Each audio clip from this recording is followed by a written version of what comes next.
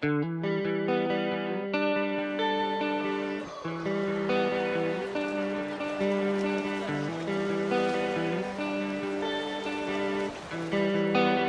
third largest cause of accidental death for children in the UK is drowning.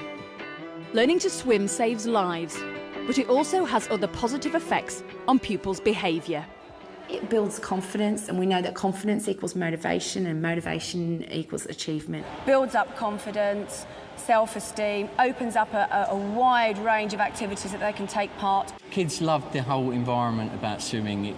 They walk into a swimming pool and they make a noise and it echoes. They get in the water and their feet move from underneath them. It just feeds into everything that we do because children are being successful in other ways, not just through literacy and numeracy. If you don't know how to swim, then if you go in the water, you might be scared. If you know how to swim, then you can teach your sister. One moment. By the end of Key Stage 2, pupils are expected to be able to swim 25 metres. Yet it was recently reported that more than a third of primary children leave school without mastering basic swimming skills. In London, the situation is even worse.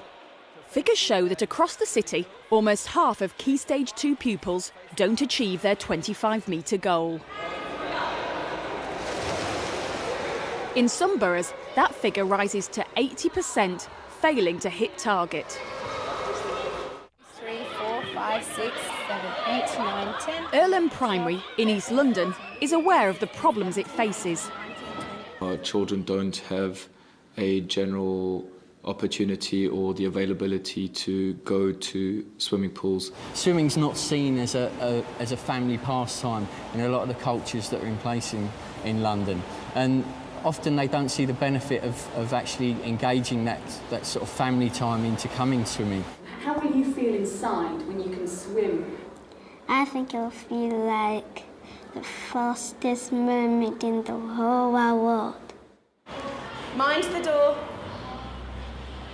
The school has prioritised teaching their pupils to swim, a whole school approach that incorporates 3 class years. Attending a term's lessons to boost water confidence are Year 3 pupils. For the entire year, children have a half-hour session on a weekly basis in Year 4. And for those who need it, they've successfully used the government-funded top-up scheme in Year 6. The school understands how to accommodate the needs of its diverse intake, which means that parents are happy for children to take part. They're lucky to have Atherton Leisure Centre within walking distance.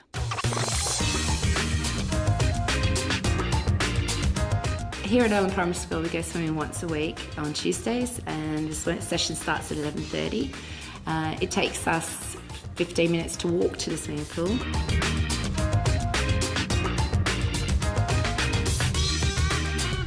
Along the way, we sing songs, we do some chants about swimming and get psyched up to get the kids in the right frame of mind.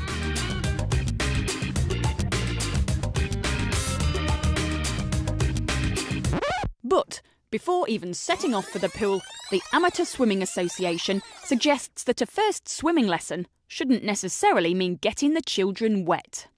Ideally, what we would like before the pupils actually attend their first swimming lesson is to have maybe 1 or 2 lessons back in the classroom. So you're going to have to really listen to this, aren't you? We're going to have to think differently when we're at that swimming pool. And we're going to have to think about some of these water safety rules.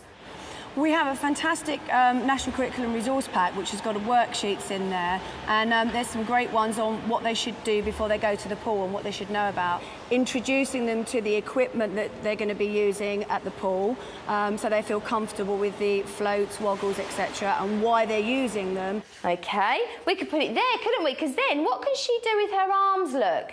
What can you do with your arms? Do you need to hold it there? What can you do with your arms? She can move her arms, look, and she can kick as well. And also some information on water safety and how they should behave, and actually what they would be taking to the swimming pool, their swimming costume and towel. What does it make you do as soon as I go, what does it make you do?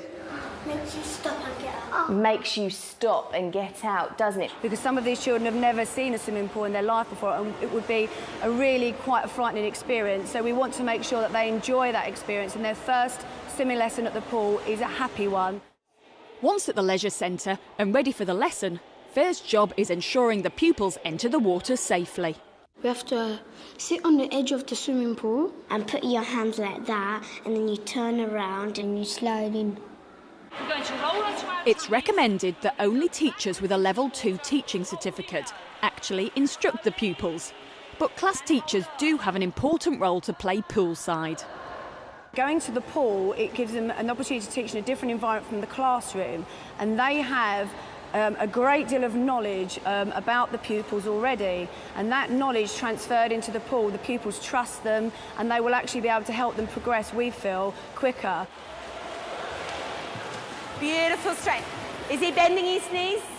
As class teacher, I have a strong relationship with the individuals in my classroom. Don't stop. Don't stop, don't stop, don't stop. Keep going, keep going, keep going. Don't. Come on, further. Don't stop. Go.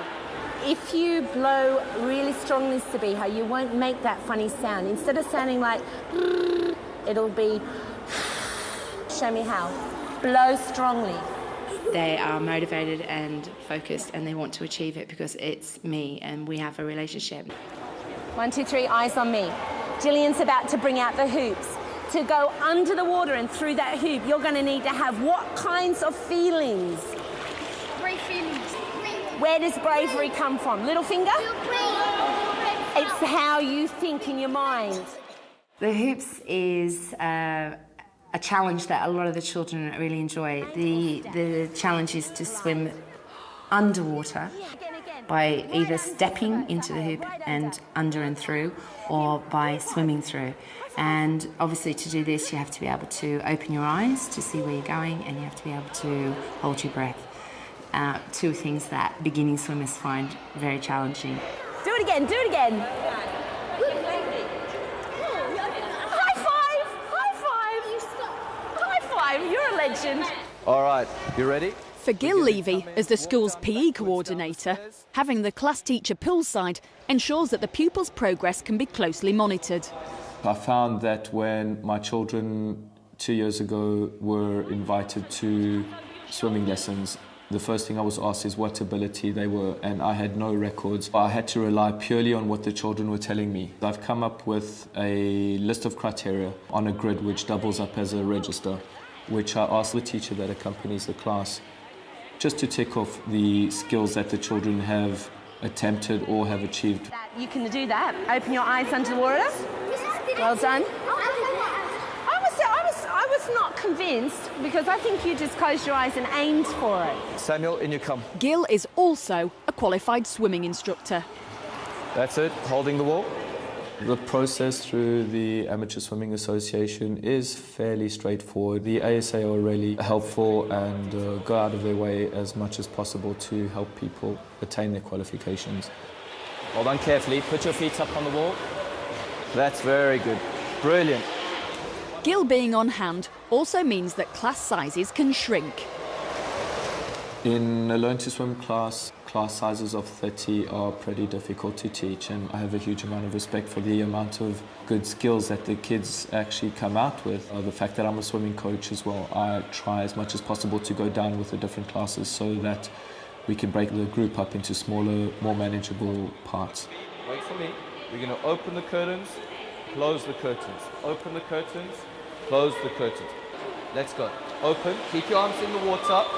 Keep your arms in the water, open the curtains, close.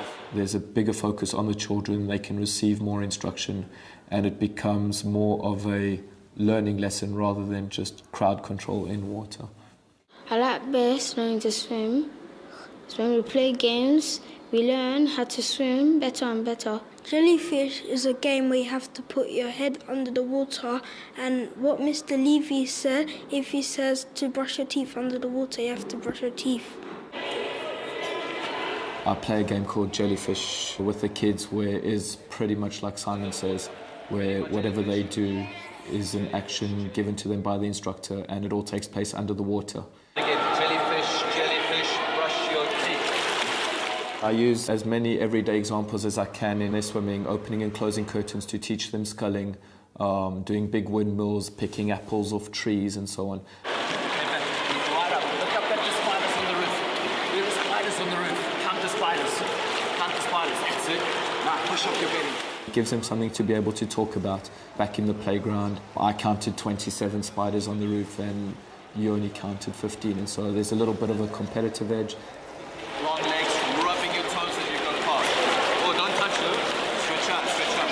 Legs together, legs together. I find by distracting them through everyday things that they're used to, while engaging them in the swimming skill, helps a lot in dispelling many of the fears. The school also ensures that lessons learnt in the water aren't just left at the poolside. Well, we encourage our teachers to be fully involved in all aspects of the children's education, and by going to the pool side they can actually bring things that they've learnt in the pool and incorporate it across the whole of the curriculum themselves. Today, I'm going to teach you how to solve the problem of finding the difference between how far you can swim and where your target is. I know a lot of schools these days are going over towards skills-based curriculum, which focuses on key skills like information processing, communication. With that freedom and flexibility, teachers have the capacity to do what's most relevant to the children. And what's most relevant to the children in Year 4 is swimming. Saad swims across the pool 3 times. How far did he swim all together? Sanjida. Saad swam 24 metres altogether. Well done. So anything to do with real life, for example, measuring in metres or measuring in seconds and minutes, swimming. It's exactly related to everything we do. We set targets on how many metres we can travel, and we set targets for how long we can hold our breath, and all that measuring is real life, and we bring that back to the classroom so there's a real valid context for the learning. Learning to swim is good fun, And it might save our lives one day.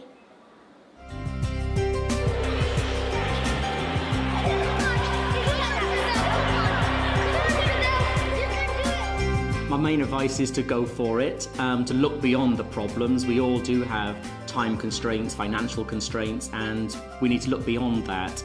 We can't take it for granted that they're going to learn to swim outside of curriculum time. And you can sort of guarantee that if they don't learn to swim by the time they leave primary school, they're going to go into adulthood not being able to swim. When they achieve, watching their little faces come out the water when they're so thrilled and so delighted that they've achieved something is just one of those great precious moments in teaching. From the very first lesson to the end of the program, the amount of progress as well as confidence, especially from the weaker, shy, more anxious children, the rewards that we get as teachers makes it all worthwhile in the end for us.